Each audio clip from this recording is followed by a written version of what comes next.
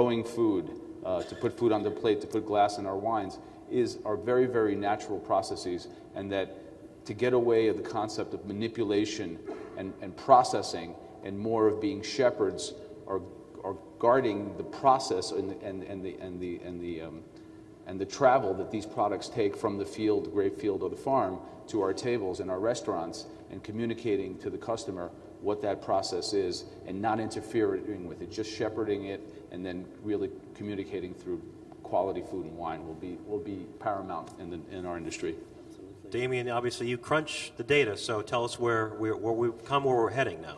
Sure. I mean, look, we all know that we're in an economic downturn, but if you look at our data, what it shows is that we see signs of recovery today. I mean, one of the things we took a look at is that people, just looking at the data, were sharing more in the fourth quarter. People are obviously tightening their belts, and in year to date, it seems like people are sharing less. And so that's good news. And just geographically speaking, we see things improving from a same-store sales basis. Even in Las Vegas, which is one of the hardest to get hit, we're seeing improvements in even the last 6 weeks. But as far as where the restaurant business is going, I would say embracing technology is going to take it to a whole nother level. I think part of the reason why is consumers are, the guests are a part of it. And I think online media, like you mentioned before, is one part. Online reservations. It's no surprise that OpenTable is scheduled to go public next week. And, it'll be only the 6th company to go public, in the country. So I think that embracing technology is important, but I think in 5 years from now, I think it'll be a given. And I think the real differentiator will be how well you've trained your staff to use technology to drive the guest experience and profitability. It won't be enough to just have adopted it. It's about how well it's a part of your culture. But again, it's all about the guest and the bottom line. It has to translate to those two things. Anyone else on this one? Well, I was going to add, I'm not going to predict what the restaurant industry is going to do in the next 1 to 5 years. I mean, we're going to keep eating. No one can survive if we don't keep eating. I wanted to comment about Joe's sharing of the sustainability and local, and we do that to the extent that we can. Local produce, primarily produce, local beef, local chicken if we can.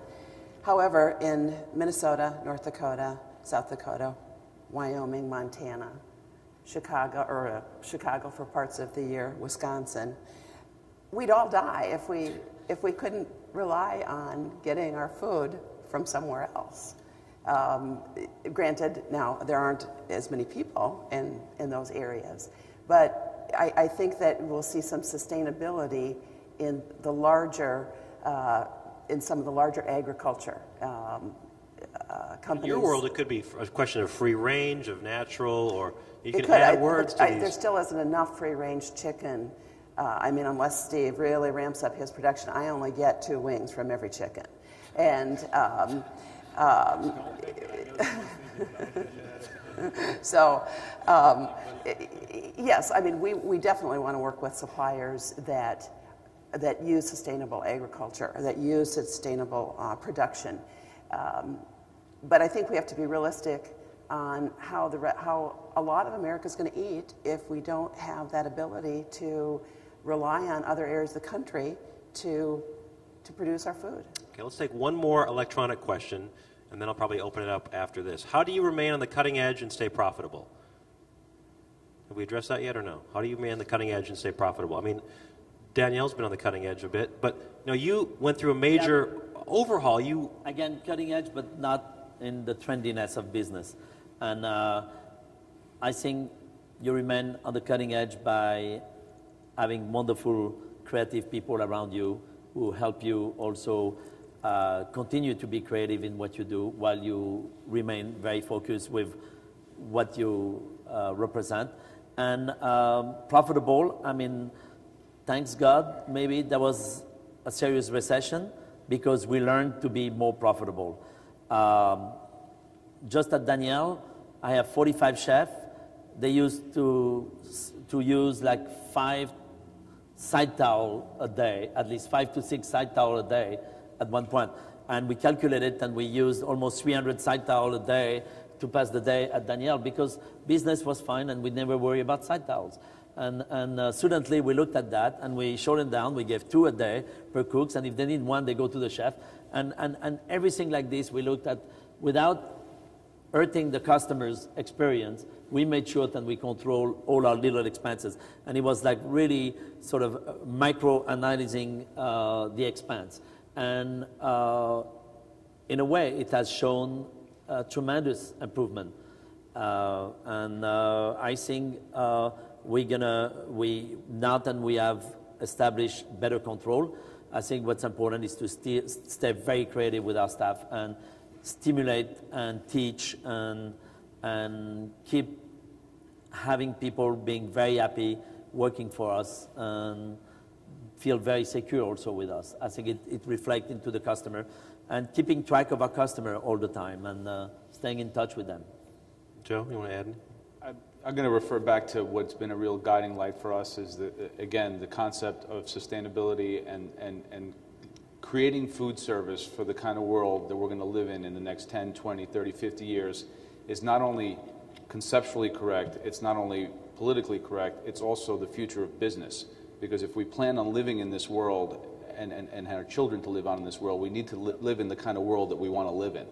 And at running our food service operations in a sustainable way that allows non-contamination, locally produced, within the realm of what's reasonable. I don't want to be didactic about it in the sense to say that, of course, we'll only eat radishes in December and pickled turnips, but of course, food has to move. But there are simple ways. The things that we've done, we've eliminated bottled water in all our restaurants. I'm going to probably fly in the face of all the sponsors now, because the concept of putting water in packaging and putting it on container ships, diesel, and shipping it around the world is completely absurd. Water is the most local thing. It's sustainable. You should drink the water from where you're from. In our case, in New York City, it's good. Eliminating hand towels, going to blow-dry machines in the bathrooms is an incredible saving.